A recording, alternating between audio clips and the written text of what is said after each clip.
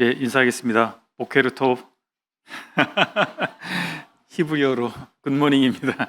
예, 평안하셨습니까? 예, 갑자기 당황하시네요. 예, 사회자의 흐름에 맞춰가지고 제가 해봤는데 전 농담하고는 안 어울리는 사람으로 진담만 얘기해야 되는.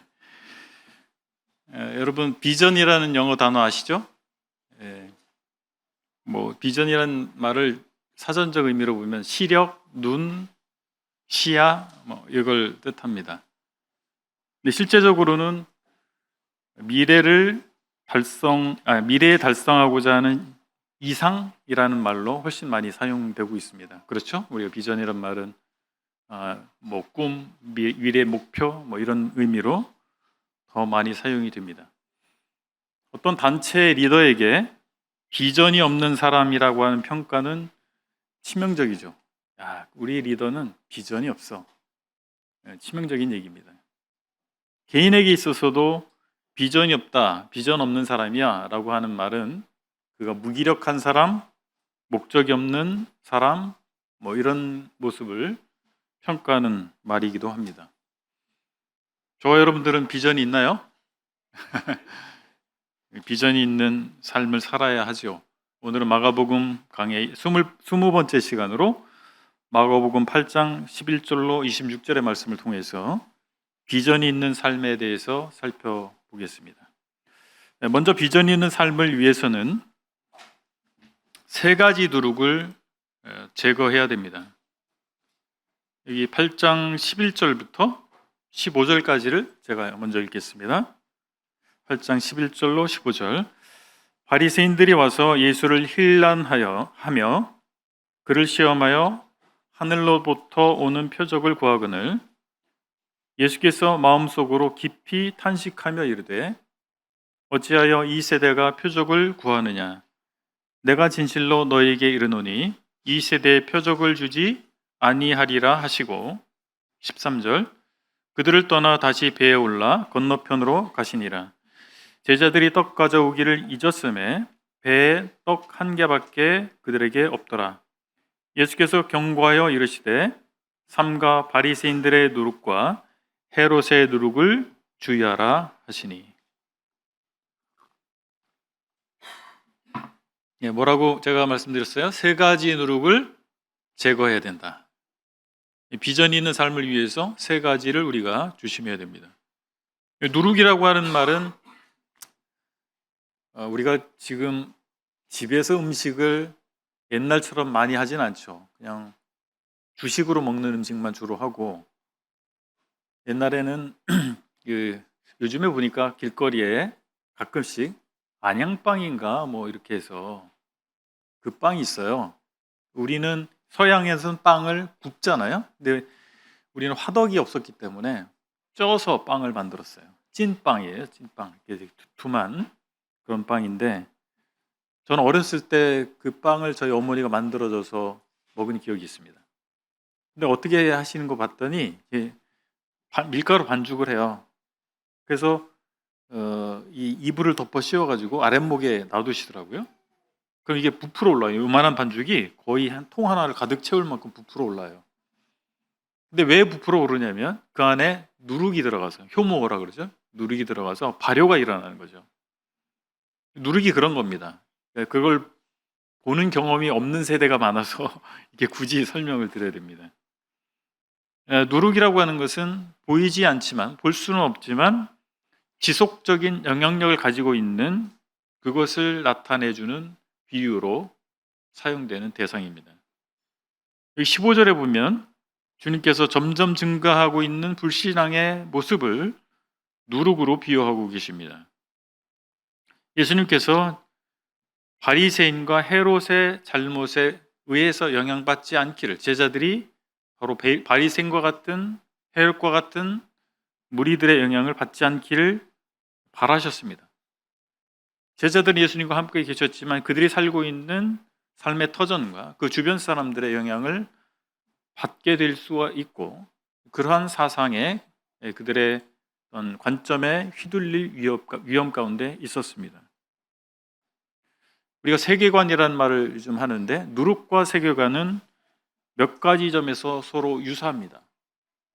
첫 번째는 둘 다 눈에 보이지 않게 작용한다는 겁니다.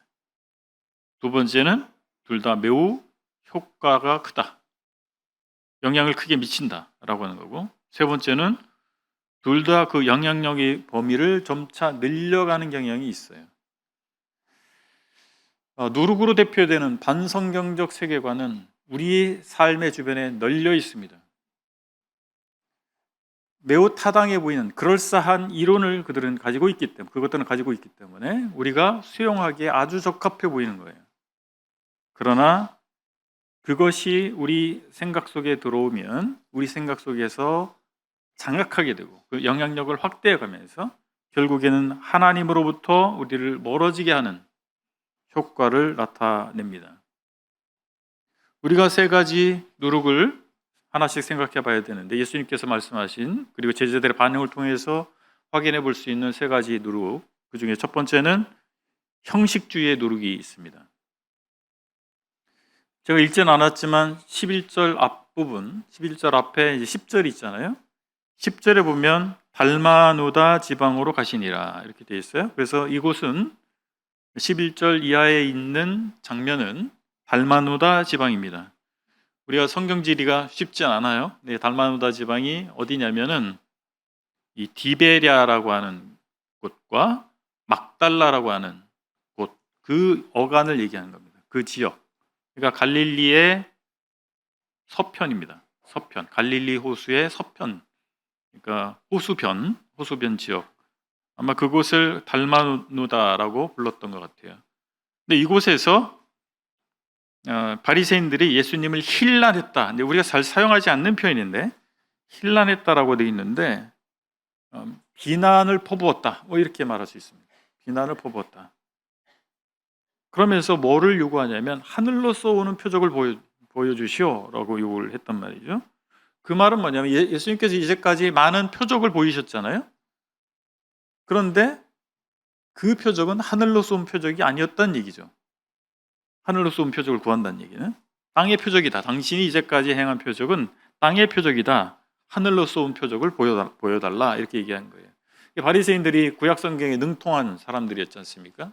이들이 생각했던 하늘로서 온 표적은 모세가 보였던 표적, 여호수아가 보였던 표적, 사무엘이 보였던 표적, 엘리야가 바알 선지자들과의 능력 대결을 통해서 보였던 표적들, 이런 것들을 하늘로서 온 표적이다라고 생각하면서 이제 당신이 정말 하나님이 보내신 메시아라면 그 표적을 보여주시오라고 요구한 것입니다. 근데 사실은 우리 누가복음의 진술을 보면, 누가복음 16장에 보게 되면 그들은 애초에 예수님이 어떤 표적을 보여도 하나님이 보이신 표적이 하나님으로부터 온 것이라고 하는 생각을 하지 않으려고 하는 마음이 있었습니다. 바알세불에게서 온 것이다. 바알세불이 뭐냐면 마귀거든요. 마귀의 능력을 빌어서 당신은 기적을 베푸는 것이다 라고 아예 마음에 먹고 있었어요. 그러면서 표적을 구한 거예요.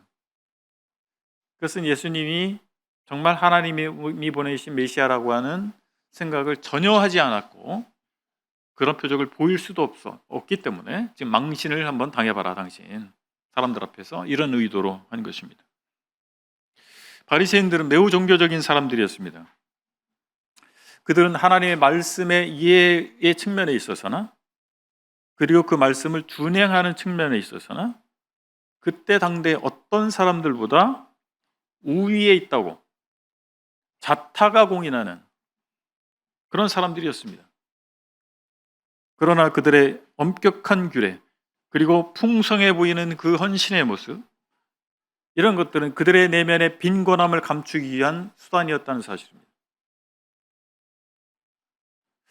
종교자들의 지도자들이었던 그들의 이 위선적인 행동이 결국에는 그들을 추종하는, 그들의 가르침을 따르는 사람들에게 바로 종교적 형식주의를 만들어냈습니다. 누구를 따르느냐, 누구를 본으로 삼느냐가 그 사람들의 생각을, 삶을 결정하지 않습니까? 바리새인들은 당대의 성경 교사들이었고 유대인들로부터 존경을 받는 사람들이었기 때문에 그들의 행습은 알게 모르게 그들을 따르는 사람들에게 영향을 주었을 것입니다. 그래서 당대 유대인들은 바리새인들처럼 거창한 행위와 규례에 초점을 맞추고 있었습니다. 그러나 그들의 마음은 결코 하나님을 향해 있지 않았습니다. 예수님께서는 그들에게 말씀을 전하시고 기적을 베푸셨습니다. 그 목적은 어디에 있느냐면 당신이 하나님이 보내신 메시아라고 하는 사실, 하나님의 나라가 도래했다는 사실을 알려주기 위한 방편이었던 것입니다. 그러나 바리새인을 대표로 하는 그때 유대인들은 형식화된 신앙을 가지고 있었기 때문에 그런 하나님이 보내신 메시아를 알아볼 수 없었던 겁니다. 그들에겐 성경도 있었고 성전이 있었습니다. 다양한 규례들을 그들은 지키고 있었습니다. 그러나 하나님의 뜻에 대해서 또 하나님의 역사심에 대해서 관심이 없었습니다. 자신들의 신념과 행습에 배치되는 것들에 대해서 하나님의 말씀을 근거로 해서 과연 말씀이 무엇을 말하는지에 대해서 확인해 보고자 하는 그런 신사적인 태도를 갖고 있지 않았습니다. 말씀에 대한 관심이 없었던 겁니다. 그러면 저와 여러분들은 어떻습니까? 우리는 형식화의 위험이 없을까요? 매주일 교회에 출석하고 있습니다. 그리고 적절한 섬김을 하고 있을 수 있습니다.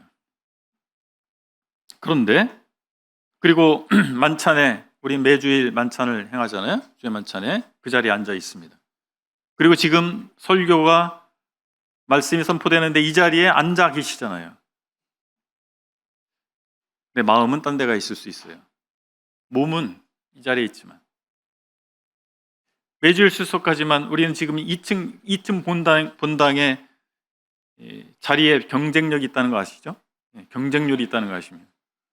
그래서 밀려서 늦게 오시면 아래쪽으로 가셔야 돼요. 지금 아래쪽에서 말씀 듣는 분들 애초에 아래쪽으로 가신 우리 어르신들도 계시지만 2층에 올라오시기 힘드셔서 지금 생방송으로 아래에서 말씀 듣고 계신데 2층에 올려 노력하다가 밀려서 아래로 가셨습니까? 애초에 아래로 가셨습니까? 정말 하나님의 말씀을 듣고자 하는 마음이 있다면 우리 발걸음이 움직여질 거예요. 그 시간에 맞추려고 할 것이고 그 자리에 앉아서 귀를 열고 마음을 열어서 집중하게 될 것입니다. 우리 내면에 무엇이 있는가라고 하는 것입니다. 이 자리에 앉아서 말씀을 듣고 있지만 그 말씀에 감동하심이 없어요. 기쁨과 에너지가 없어요. 여러분 플라스틱으로 만든 화초를 보시죠? 지금 저게 플라스틱이네요. 저게 살았는지 죽었는지 언뜻 봐서는 알 수가 없어요. 플라스틱으로 만든 화초가 생명력이 없다는 걸 우리 알고 있습니다. 꽃이 피지 않거나 꽃이 폈다 할지라도 향기가 없어요. 형식은 그럴싸하지만 내면에 생명력이 없는 것. 그것이 바로 형식적인 신앙의 대표입니다. 주님은 그들에게 표적을 주지 않겠다고 단언하셨습니다. 12절에서. 12절의 병행구절인 마태복음 16장 4절의 표현에 따르면 주님이 이렇게 말씀하신 거예요. 너희가 구하는 표적을 결코 주시지 아니하리라. 형식뿐인 사람들, 형식화된 신앙은 표적을 체험할 수 없는 거예요. 하나님의 능력을 체험할 수 없는 거예요. 하나님의 역사하심을 우리가 기적이라고 말하는 것을 성경 속에서만 보지 자신의 삶에서는 발견할 수 없는 것입니다. 여러분 삶 가운데에서 기쁨을 체험하고 있고 감동을 체험하고 있고 하나님의 능력을 체험하고 계십니까? 아니면 그렇지 않습니까? 마태는 예수님이 한 가지 예외적으로 표적을 보이시겠다 말씀하신 것으로 기록합니다. 무엇입니까? 요나의 표적입니다. 요나의 표적이 무엇일까요? 물고기 뱃속에 들어갔다가 토해냄을 받아서 받은 사건입니다. 예수님께서는 무덤에 들어갔다가 사흘 만에 부활하실 것이었습니다. 그것이 유일한 표적입니다. 예수님께서 많은 표적을 보이셨는데 그 모든 표적의 핵심은 무엇입니까? 예수께서 구원자로 오셨다라고 하는 것입니다. 예수님께서 구원자로 오셔서 하신 일, 또 하실 일은 무엇이었습니까? 죽으시는 것이었고 부활하시는 것이었다라고 하는 거예요. 예수님은 그 초점을 향해서 가고 계셨습니다. 복음서 기자들은 그러한 예수님을 소개하고 있는 것입니다. 형식적인 신앙을 가지고 있는 사람들은 그런 예수님을 알아보지 못하는 거예요. 그 예수 그리스도의 사역의 가치를 알아보지 못하는 것입니다. 그리고 그들은 예수님을 십자가에 못 박으라고 외쳤고 예수님께서 부활하셨다는 그 소식을 받아들이지 않았던 거예요. 예수님이 성육신하신 궁극적인 목적이 무엇입니까? 우리가 믿는 예수는 어떤 분이십니까? 그분으로 말미암아 우리가 감동받지 아니하면 우리는 그들과 다를 바가 없는 거예요. 바리새인들과 다를 바가 없고 바리새인들의 누룩이 우리 삶에 들어와 있다라고 하는 것입니다. 예수님은 제자들과 그들을 떠나서 건너편으로 가셨어요. 벳세다라고 하는 곳으로 가셨습니다. 그들이 요구하는 표적을 보여주지 않았습니다. 두 번째 누룩이 있어요. 세속주의라고 하는 누룩입니다. 예수님께서는 바리새인 누룩 다음에 헤롯의 누룩을 경고하셨습니다. 그런데 마태는 다르게 진술하고 있어요. 바리새인들과 사두개인들이 예수님을 시험하였다고 마태복음 16장 1절에서 기록하고 있습니다. 왜 이런 차이가 있을까요? 마태와 마가의 기록의 차이가 왜 나타났을까요? 마태는 사두개인이라고 말했는데 마가는 헤롯이라고 말했습니다. 헤롯 당과 사두개인들은 어떤 사람들인가를 비교해 볼 필요가 있습니다. 서로 관련이 있어요. 사두개인들은 오늘날로 말하면 성직자들입니다. 그들은 제사장 무리로서 자신들만의 독재 체제를 구축했습니다. 종교적 독재 체제. 이것을 구축했습니다. 그리고 그것을 유지하기 위해서 헤롯과 밀접하게 관련을 맺고 있었습니다. 그들은 하나님 율법을 고수하는 것처럼 행세했지만 헬라 사상을 그대로 수용하고 있었습니다. 헬라 사상이 무엇입니까? 철학, 헬라 철학과 다신 사상이에요. 다신 사상을 제하고라도 소크라테스, 플라톤, 아리스토텔레스를 대표로 하는 이 철학 사상입니다. 그것이 헬라 사상이에요. 그것을 그대로 수용하고 있었습니다. 요즘 교계에서 인문주의를 바탕으로 설교하시는 목사님들이 유명한 거 아세요? 네. 인문주의 설교가 대세입니다. 사람들이 그런 데 관심이 많아요. 인문학에 관심이 많기 때문에 그런 설교를 하면 사람들이 귀가 열리고 마음이 열려서 반응이 좋습니다. 근데 저는 개인적으로 그런 설교를 좋아하지 않습니다. 하나님의 말씀이면 충분하다고 저는 생각합니다. 그리고 자칫 그런 철학적 사상이나 인문학적인 사상을 도구로 잘못 사용하면 그게 도구로 멈추지 아니하고 주체가 될 수도 있습니다. 우리가 정말 조심해야 됩니다. 어쨌든 사두개인들은 그런 사람들이었어요. 육신의 부활과 영혼의 불멸을 믿지 않았습니다. 그럼 그들의 관심이 어디에 있을까요? 부활을 믿지 않게 되면, 영혼의 불멸을 믿지 않게 되면 현재가 중요해요. 오늘 어떻게 사느냐가 중요합니다. 오늘의 이익이 중요한 거예요. 오늘 삶을 누리는 것이 중요한 거예요. 그것이 세속주의죠. 현실주의 또는 세속주의입니다. 그들은 매우 세속적인 사람들이었습니다. 종교적인 틀을 가지고 있었지만 매우 세속적인 사람들이었어요. 헤롯은 어떤 사람들입니까? 헤롯은 유대인이 아니었어요. 이두메 사람입니다. 근데 유대의 분봉왕이 됐어요. 매우 정치적인 역량을 발휘해가지고 로마 정부의 헌심을 사서 이두메 사람임에도 불구하고 에돔 족속이잖아요. 유대의 분봉왕이 된 거예요. 그러니까 자기의 정체성이 불분명한 사람이에요. 정치적 백그라운드가 사실 백성들로부터 지지를 받기가 어려운 상황이죠. 그래서 헤롯 일가는 수많은 토목 건축 공사를 했습니다. 유대인들의 환심을 사기 위해서. 그래서 성전도 스룹바벨 성전, 솔로몬이 지은 성전 불타버렸고 이제 포로로 귀환한 상태에서 수룹바벨 성전을 세웠거든요. 재건했거든요. 헤롯 대왕이 그것을 다시 증축했어요. 거대하게, 화려하게.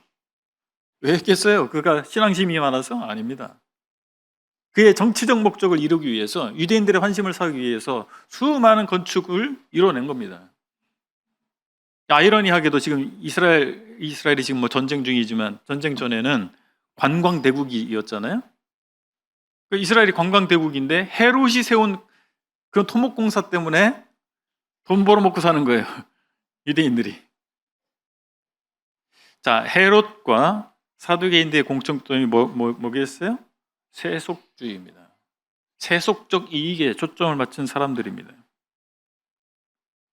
우리가 반드시 경계해야 할 것이 바로 세속주의인 것입니다. 교회가 교회답지 못하게 되고 그리스도인이 그리스도인답지 못하게 되는 강력한 사탄의 무기라고 하는 것입니다. 현대 교회는 세속적 성공을 신앙의 간증으로 내세우려고 하는 사람들로 넘쳐나고 있습니다. 이것은 강력한 유혹이기 때문에 너도 나도 그런 간증에 열광합니다. 그리고 자기들도 그런 대열에 합류하고 싶어요. 나도 그런 간증거리가 있으면 좋겠다. 그러나 이 세속적 성공주의는 결코 예수 그리스도의 성육신과 십자가 희생에 부합하지 않습니다. 주님은 당신을 따르기 위해서 누구든지 나를 따라오려거든 자기를 부인하고 자기 십자가를 지고 나를 따를 것이니라 라고 요구하셨습니다. 우리 자아의 욕구가 있잖아요. 우리 자아의 욕구에 대해서 주님께서는 하나님의 부르심에 합당하게 반응하라 라고 말씀하신 거예요. 적지 않은 그리스도인들이 두 마리 토끼를 잡으려고 합니다. 바로 세속적 성공과 신앙 안에서의 영광이에요.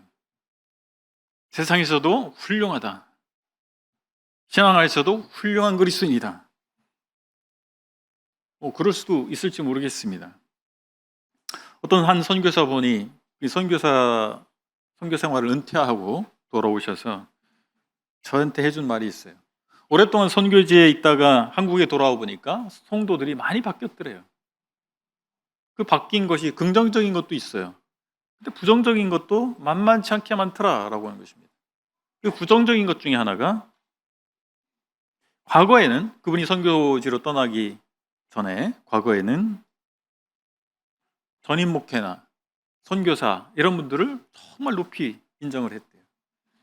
근데 지금은 전임 목회자나 선교사보다 세상에서 누가 봐도 선망이 될 만한 직업을 가지고 장로로 섬기는 분, 그런 분이 최고예요.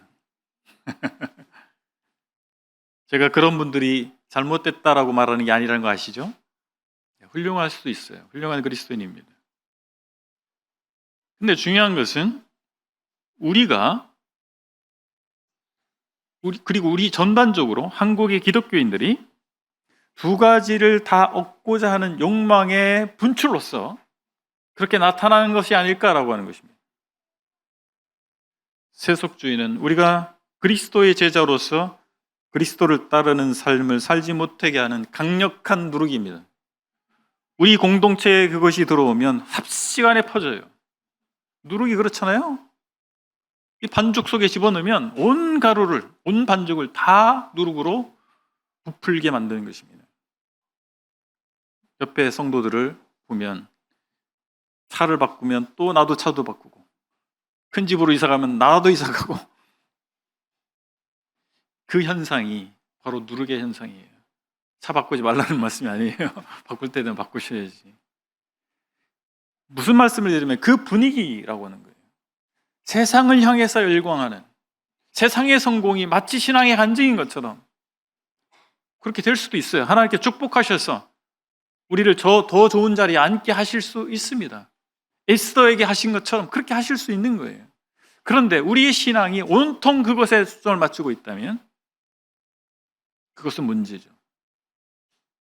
우리는 이 시대의 사람들이 가진 복의 기준에 영향을 받을 수 있다고 하는 것을 유념해야 됩니다. 그러나 성경에서 말하는 복과 이 세상 사람들이 말하는 복의 개념이 다르잖아요. 만약에 우리가 우리 주변 사람들, 이웃들이, 우리 불신 이웃들이 추구하는 복의 개념을 우리가 복으로 생각하고 추구하게 된다면 우리는 하나님 나라의 백성답지 않게 될 것입니다. 이 세상 나라의 사람들처럼 우리는 그렇게 살아가게 될 것입니다. 세 번째 누룩이 있어요. 예수님께서 이것은 말씀하지 않았는데 제자들의 반응을 통해서 확인할 수 있는 누룩인데 16절부터 보실까요? 16절부터 21절입니다. 제자들이 서로 수군거리기를 이는 우리에게 떡이 없음이로다 하거늘 예수께서 하시고 이르시되 너희가 어찌 떡이 없음으로 수군거리느냐 아직도 알지 못하며 깨닫지 못하느냐 너희 마음이 둔하냐 너희가 눈이 있어도 보지 못하며 귀가 있어도 듣지 못하느냐 또 기억하지 못하느냐 내가 떡 5개를 5,000명에게 떼어줄 때에 조각 몇 바구니를 거두었더냐 이르되 12이니이다 또 7개를 4,000명에게 떼어줄 때에 조각 몇 광주리를 거두었더냐 이르되 7이니이다 이르시되 아직도 깨닫지 못하느냐 하시니라. 예수님은 바리새인의 형식주의와 헤롯 일당의 세속주의의 잘못에 대해서 제자들이 영향받지 않도록 누룩이라고 하는 비유를 들어서 말씀하신 거예요. 그러나 제자들은 자기들이 떡 안 가져온 것 때문에 저러시나 그렇게 생각했단 말이에요. 그래서 예수님이 에스겔서 12장 2절의 말씀을 인용하셔서 그들을 책망하십니다. 볼 눈이 없고 들을 귀가 없는 반역적인 백성들의 영향을 당신 너희들이 받고 있구나. 그들의 마음이 둔해진 거예요. 이런 의미에서 그들은 다른 사람들보다 그렇게 나을 게 없어요. 정말 제자 맞나 싶을 정도인 거예요. 잊어버렸습니다. 너무 쉽게 잊어버렸어요. 얼마 전이에요. 10년 전이 아닙니다. 바로 얼마 전에 예수님께서 5,000명을 먹이고 12바구니를 남겼고 4,000명을 먹이고 7광주리를 남겼단 말이죠. 그게 바로 얼마 전이에요. 다시 말씀을 하시는 거예요. 그때 당시 제자들의 반응이 어땠어요? 비관적이었죠. 이거 불가능합니다. 이 사람들 못 먹여요. 계산기 두드려 보니 안 돼. 불가능해요. 비관적이었습니다. 그런데 그 비관적 상황에서 예수님께서 먹이고도 남았잖아요. 남게 하셨잖아요. 그래서 경험했지 않습니까? 근데 여전히 이 배 안에서 떡 한 덩이밖에 없는데 우리가 다 못 먹겠는데 이거 걱정하고 있는 거예요. 예수님 바로 이 제자들의 비관주의를 책망하신 것입니다. 비관주의 또한 누룩처럼 아주 조금만 있어도 우리 마음 전체를 사로잡아 버립니다. 그리고 우리 공동체 이 비관주의의 누룩이 들어갔어요. 이 공동체 전체를 사로잡아 버리는 것입니다. 그 비관적 소용돌이에 빠져들게 만드는 거예요. 안타까운 것은 이 희망적 메시지와 이 믿음의 메시지는 파급 효과가 상대적으로 적어요. 근데 이 비관적 메시지와 비관적 사고방식은 영향력을 너무나 쉽게 미칠 수 있다고 하는 것입니다. 비관적인 생각은 우리를 움켜들게 합니다. 도전하거나 앞으로 나아가지 못하게 하는 것입니다. 그래서 복지부동이라고 그러죠. 복지부동. 그냥 별일만 없으면 돼. 공무원 사회에서 그런 말이 돌잖아요. 새로운 거 하려다가 괜히 일 벌리지 말고 책망받을 일을 만들지 말고 그냥 하던 대로 하는 거예요. 하던 대로. 문제만 없으면 돼. 그걸 복지부동이라고 하는 거예요. 신앙적 복지부동. 안전과 평안만 추구하는 거예요. 별 문제만 없으면 돼. 어떤 그룹의 리더가 이런 생각을 가지고 있다면 그 그룹은 변화를 하지 않을 것입니다. 개혁을 추구하지 않을 것입니다. 새로운 일을 도전하지 않을 것입니다. 교회도 마찬가지예요. 교회 전체도. 이 교회의 지도자들이 어떤 생각을 가지고 있느냐에 따라서 그런 변화를 시도하지 않을 수도 있고 개혁을 시도하지 않을 수 있는 것입니다. 결국에는 성장하지 못할 것입니다. 그래서 결국에는 안전과 평안마저도 잃어버리게 되는 거예요. 성장하지 않는 교회, 변화하지 않는 교회는 평안할 수 없어요. 당장은 평안할지 몰라요. 결국 문제가 생길 것입니다. 우리는 우리와 함께 하시는 예수님께서 누구신지를 깨달아야 됩니다. 제자들은 수천 명을 배부르게 하신 주님이 자신들과 함께 그 배에 계시다라고 하는 사실을 깨달아야 했습니다. 그럼에도 그들은 여전히 떡이 없음을 고심하고 있었습니다. 우리도 잘 생각해 봐야 됩니다. 우리 시선이 주님에게 있는가? 아니면 부족한 떡이 있는가? 우리 자신과 우리가 처한 상황만 보면 우리는 비관주의 함정에 빠지게 됩니다. 그러나 우리가 눈을 들어서 사시고 참되신 전능하신 주님을 바라보면 힘을 얻고 앞으로 나가고 미지의 영역에 도전할 수 있는 것입니다. 우리 개인에 있어서나 마찬가지고 우리 공동체에 있어서 우리 각자가 가지고 있는 뷰포인트, 우리의 관점이 중요하다는 사실입니다.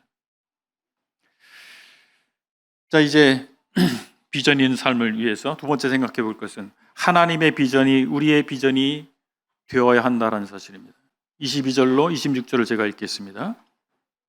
벳세다의 이름에 사람들이 맹인 한 사람을 데리고 예수께 나와 손대시기를 구하거늘 예수께서 맹인의 손을 붙잡으시고 마을 밖으로 데리고 나가서 눈에 침을 뱉으시며 그에게 안수하시고 무엇이 보이느냐 물으시니 쳐다보며 이르시되 사람들이 보이나이다.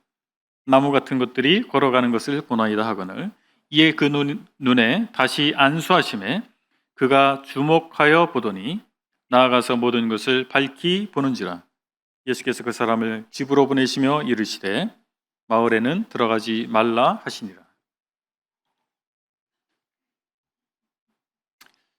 제자들의 관점이 회복되는 장면을 마가는 진술하고 있는 거예요. 이 관점의 전환은 예수님과의 인격적 만남을 통해서 이루어진다는 사실을 이 맹인의 치유 사건을 통해서 우리가 확인할 수 있습니다. 예수님이 일행이 도착한 이곳은 5천 명을 먹이신 기적이 일어났던 벳세다 율리아입니다. 예수님을 알아본 사람들이 이제 맹인을 데려왔어요. 그리고 고쳐달라고 했습니다. 그런데 예수님께서 특별한 행동을 하세요. 그 맹인을 데리고 마을 밖으로 나가십니다. 이 긍휼이 필요한 이 맹인과 예수님 독대하신 거예요. 1대1로 마주하신 겁니다. 그리고 그 눈에 침을 뱉으시고 고치셨어요. 귀먹고 오늘한 자 우리가 살펴봤잖아요. 그를 고치실 때 어떻게 하셨죠? 침을 뱉어서 손으로 혀에 대셨죠. 이제 눈에 문제가 있는 이 사람에게 눈에 접촉하신 거예요. 똑같은 거예요. 무엇인가 내 눈에 일이 일어날 것이고 내가 할 것이다 라고 하는 의사 표현입니다. 그래서 예수님이 또 그 다음에 뭐라고 하시냐면 물어보세요. 무엇이 보이느냐? 맹인이 스스로 생각해 보도록 하시는 거예요. 요즘 우리식으로 하면 1대1 개인 상담하시는 겁니다. 물어보시는 거예요. 네 마음에, 네 눈에 뭐가 보이느냐. 마가는 예수님에 대한 참된 이해가 바로 그런 인격적 관계를 통해서 일어나는 것이다라고 하는 것을 보여주고 싶었던 것 같습니다. 그리고 관점의 전환이 점진적으로 일어난다는 사실을 제자들의 생활을 통해서 어떤 맹인이 고쳐지는 장면과 이렇게 크로스 시키면서 교차시키면서 마가는 알려주고 싶었던 것 같습니다. 1차적으로 그냥 바로 보이게 하실 수도 있잖아요. 근데 이 두 단계에 걸쳐서 보이도록 하십니다. 1차적으로는 어렴풋이 보였어요. 너무 나무 같은 게 걸어 다니는데요. 아마 이 맹인은 처음부터 맹인이 아니라 보고 있다가 이게 정상적인 이런 눈을 가지고 있다가 사고든 질병이든 맹인이 된 것 같습니다. 그러니까 사람인지 나무인지 알아보고 하지 않겠어요? 그런데 예수님이 그런 상황에서 다시 안수하십니다. 그러니까 뚜렷이 보여요. 이제 두 단계에 걸쳐서 그의 시야가 회복됐다고 하는 것입니다. 이것을 통해서 예수님께서 제자들에게 그들의 믿음의 눈이 점차적으로 밝아지고 있다는 사실을 보여주고자 하셨고, 마가 요한은 그것을 캐치해서 자신의 복음서에 기록하고 있는 것으로 보입니다.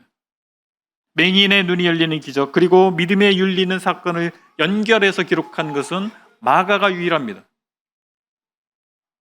마가는 이 사건을 통해서 예수님이 메시아라고 하는 사실에 대해서 제자들의 안목이 점차적으로 발전해가는 그 상황을 알려주고 싶었던 것 같아요. 점진적으로 제자들의 관점이 달라졌어요. 최종적으로 부활하신 예수님을 만나면서 그분이 정말 메시아라는 사실을, 그분이 이 땅에 오신 일이 무엇이었는가에 대해서 명확한 이해를 이루게 됩니다. 우리 주님을 아는 것이 기적 아닙니까? 저와 여러분들이 예수 그리스도를 알고 믿고 있지 않습니까? 우리가 똑똑해서 되는 것도 아니고, 우리가 하나씩 깊이 생각해 보면 그게 정말 이해하기 어려운 것들이 많아요. 예수님 성육신이 우리가 믿고 있지만 어떻게 설명하겠어요? 합리적으로 설명이 불가능한 거예요. 성경 공부할 때 따로 말씀드리겠지만 지금 그걸 설명하는 시간은 아니니까. 기적입니다. 우리 삶에 기적이 일어나는 거예요. 우리가 하나님을 알게 된 것, 예수 그리스도를 알게 된 것, 그리고 믿을 수 있다라고 하는 것은 기적입니다. 그리고 우리가 세계관이라고 하는 것이 바뀌는 이 놀라운 현상, 기적이 아니고 무엇이겠습니까? 우리의 관점의 전환이 일어나야 됩니다. 예수 그리스도를 믿는 것을 우리말로 회심이라고도 합니다. 그래서 영어로 컨버전이라고 해요. 컨버전을 그냥 직역을 하면 전환입니다. 전환. 그러니까 회심이라고 하는 거, 예수 그리스도를 믿는다라고 하는 것은 컨버전입니다. 전환이 일어나는 거예요. 무엇의 전환이에요? 세계관의 전환입니다. 관점의 전환입니다. 삶의 전환입니다. 예수님을 인격적으로 만난다, 믿는 것에 대해서, 신앙에 대해서 예수님을 인격적으로 만난다, 이렇게 표현하기도 합니다. 그것을 세부적으로 설명하면 이렇습니다. 예수님이 어떤 분인지, 그분이 나를 위해서 무슨 일을 하셨는지 이해하는 거예요. 그 다음으로 그분에 대한 죄송한 마음이 드는 거예요. 감사한 마음이 드는 거예요. 그분의 희생과 그분의 죽으심에 대해서 애틋한 마음이 드는 거예요. 마지막으로 이제 그분을 나의 구원자로, 나의 주님으로 인정하고 그런 삶을 살아가기로 결정하는 거예요. 바로 이것이 인격적 만남이에요. 여러분, 예수 그리스도를 인격적으로 만나셨습니까? 세 분이 아멘을 안 하셨는데. 예. 그래서 예수님과 밀접한 관계가 형성되는 것입니다. 그리고 예수님을 통해서 아버지 되신 하나님과 밀접한 관계가 형성이 되는 거예요. 그리고 그 관계 안에서 살아가는 것입니다. 그것이 신앙생활이에요. 결과적으로 세상을 보는 관점, 내 인생을 보는 관점, 이 관점의 전환이 일어나는 겁니다. 하나님을 보는 관점의 전환이 일어나는 것입니다. 바울이 에베소 성도들에게 에베소 5장 8절에서 권면한 것을 새번역 성경으로 읽으면 이렇습니다. 이전에는 여러분도 어둠 가운데 있었으나 이제는 주님 안에서 빛 가운데 살아갑니다. 그러므로 빛에 속한 자녀답게 사십시오. 아멘. 하나님과의 사귐을 통해서 우리의 관점을 바꾸어 가야 됩니다. 우리가 다 바뀐 게 아니에요. 바꾸어 가는 거예요. 진행적인 것입니다. 부부가 닮는다고 합니다. 그렇죠? 아멘이세요? 아직 덜 닮으셨구나. 왜 닮을까요? 오랜 세월 동안 마주 보니까 같은 근육을 움직인대요. 그리고 삶을 공유하다 보니까 서로 닮는 것 같아요. 신앙생활은 하나님과 함께하는 거예요. 그래서 하나님과 사귀는 거예요. 그렇다면 신앙생활의 기간만큼 우리는 하나님을 닮을 것입니다. 그렇지 않겠어요? 골로새서 3장 10절을 쉬운 성경 번역으로 읽으면 이렇게 읽을 수 있습니다. 여러분의 삶 속에 새로운 삶이 시작되었습니다. 여러분은 새 생활 가운데 더욱더 새로워져 가고 있습니다. 이것은 여러분을 창조하신 그분의 모습을 닮아가는 것입니다. 이 삶 속에서 하나님을 아는 참된 지식이 점점 더 자라날 것입니다. 복음 안에 있는 사람들에게 주어진 권면은 이 세대를 본받지 말고 오직 마음을 새롭게 함으로 변화를 받아 하나님의 선하시고 기뻐하시고 온전하신 뜻이 무엇인지 분별하도록 하라 라고 하는 권면이 있습니다. 우리 이제 하나님의 뜻을 확인해야 됩니다. 하나님의 뜻이 내 삶의 목적이 되어야 됩니다. 즉 하나님의 비전이 나의 비전이 되는 것입니다. 하나님께서는 비전을 갖고 계세요. 이 세상에 사람들에게 비전을 갖고 계세요. 그것을 이루기 위해서 예수 그리스도께서 이 땅에 오셨습니다. 그리고 예수께서 이루신 그 사역의 은혜를 입는 모든 사람들을 통해서 이제 지금도 하나님께서는 그 비전을 성취해 가고 계신 것입니다. 하나님의 비전이 나의 비전이 되는, 그리고 그 영광스러운 이 사역의 대열에 합류하는 저와 여러분들이 되시기를 원합니다. 오늘 교훈을 정리해 보겠습니다. 세 가지 누룩을 주의하고 버려야 됩니다. 그것은 바로 형식, 먼저 첫 번째로 형식, 즉 종교 행위는 있으나 그 중심에 하나님을 경외하고 이웃을 사랑하는 마음이 없는 형식주의입니다. 그것을 버려야 됩니다. 두 번째, 세속적 성공을 신앙의 치적으로 삼는 세속주의를 버려야 됩니다. 전능하신 하나님의 임재를 믿지 않고 현실적 상황만 바라보는 불신앙적 비관주의를 또한 버려야 됩니다. 이것들은 누룩과 같아서 우리 공동체에 들어오면 순식간에 모두에게 영향을 미칩니다. 모든 누룩을 버리는 무교절을 생각하시기 바랍니다. 무교절 기간에 유대인들은 어떤 누룩도 집안에 두지 않으려고 했어요. 누룩을 발견하는 즉시 제거했습니다. 그런 것처럼 우리의 삶 가운데에서 이런 누룩들을 계속해서 제거해 버렸어요. 정말 하나님의 부르신 자처럼 예수 그리스도의 제자로서의 삶을 우리가 살아가기를 원합니다. 다음으로 우리는 하나님의 비전이 우리의 비전이 되게 해야 됩니다. 관점의 변화를 목표로 해야 됩니다. 우리의 관점은 계속해서 변화되어야 됩니다. 아직 완전히 변화되지 않을 수 있습니다. 하루아침에 되는 것이 아닙니다. 전진적인 매일의 삶 가운데서 이루어지는 것입니다. 그래서 우리는 규칙적인 말씀을 대하는 습관을 가져야 됩니다. 그리고 말씀 선포에 나 자신을 노출시켜야 됩니다. 그냥 이 자리에 몸만 와서 앉아있는 것이 아니라 정말 귀와 마음을 열어야 됩니다. 하나님의 말씀을 들으셔야 돼요. 그 말씀으로 자신을 비춰봐야 되는 것입니다. 그 말씀으로 내 생각에 전환이 일어나야 됩니다. 성경 공부에 참여하시기 바랍니다. 디모데반 스킵한 분들 있어요. 제가 다 농명을 해놨습니다. 왜 성경 공부를 강조할까요? 우리의 관점, 우리의 세계관은 하루아침에 변하지 않아요. 우리가 무엇을 보고 있느냐에 따라서, 무엇을 배우느냐에 따라서 그것에 영향을 받는 거예요. 소설책 읽고 인문학책 읽고 철학책 읽는 대신에 성경을 읽으시기 바랍니다. 성경 공부에 참여하시기 바랍니다. 나 혼자만의 성경 공부를 하지 마십시오. 고립될 수 있어요. 독하게 함정하시기 바랍니다.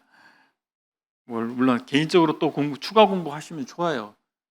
중요한 것은 이 공동체에서 지향하는 바가 무엇인가? 검증된 성경 교사들로부터 분별된 체계적인 올바른 성경을 배우셔야 됩니다. 나만의 어떤 편향적인 관점을 가지시면 안 되죠. 우리의 눈을 성경으로 밝혀야 되고, 그래서 하나님의 비전을 따라가는 저와 여러분들 되시길 바랍니다. 우리 함께 찬양하시겠습니다. 우리의 비전이 하나님의 비전이 되길 소망하는 마음으로 함께 찬양하시겠습니다.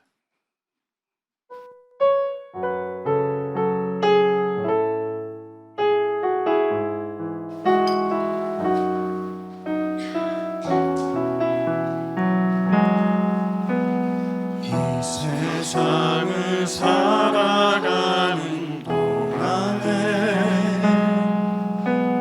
나의 힘을 의지할 수 없으니 기도하고 낙심하지 말 것을 주께서 참 소망이 되심이라.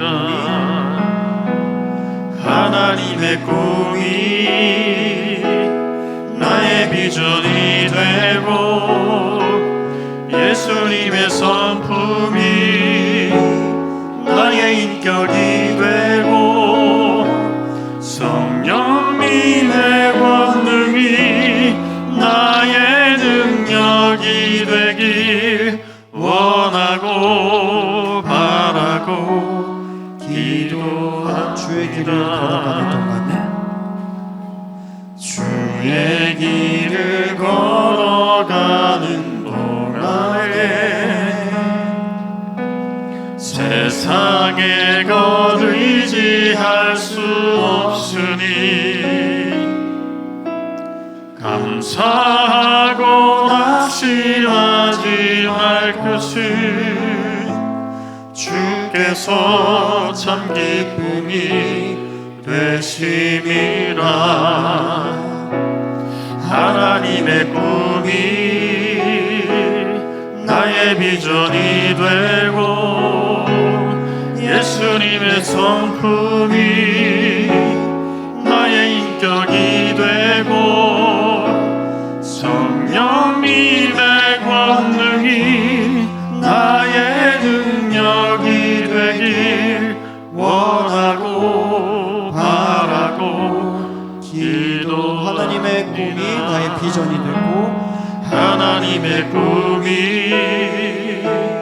나의 비전이 되고 예수님의 성품이 나의 인격이 되고 성령님의 권능이 나의 능력이 되길 원하고 바라고 기도합니다. 우리 각자 하나님 앞에 오늘 주신 말씀이 혹시 책망의 말씀이 된다면 돌이키는 고백을, 또 하나님의 비전을 생각하면서 하나님의 비전에 우리 자신의 비전이 될 수 있기를 고백하는, 기도하는 시간 갖겠습니다.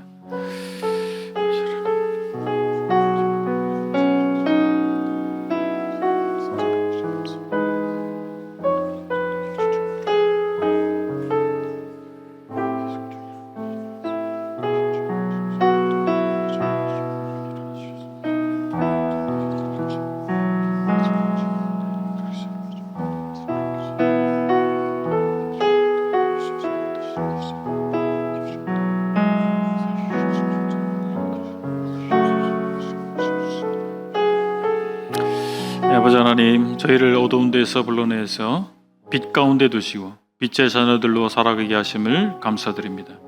저희 눈을 가릴 수 있는 형식주의, 세속주의, 비관주의에 사로잡히지 않기를 소망합니다. 주님의 선하심과 크심을 의지하고 주님이 낮아지시고 희생하신 본을 따르는 저희가 되기를 원합니다. 저희가 성경의 앵글로 세상과 저희 자신의 삶을 볼 수 있게 하셔서 하나님의 비전을 저희 비전으로 가질 수 있게 하여 주시옵소서. 우리 주 예수 그리스도의 이름으로 기도했습니다. 아멘.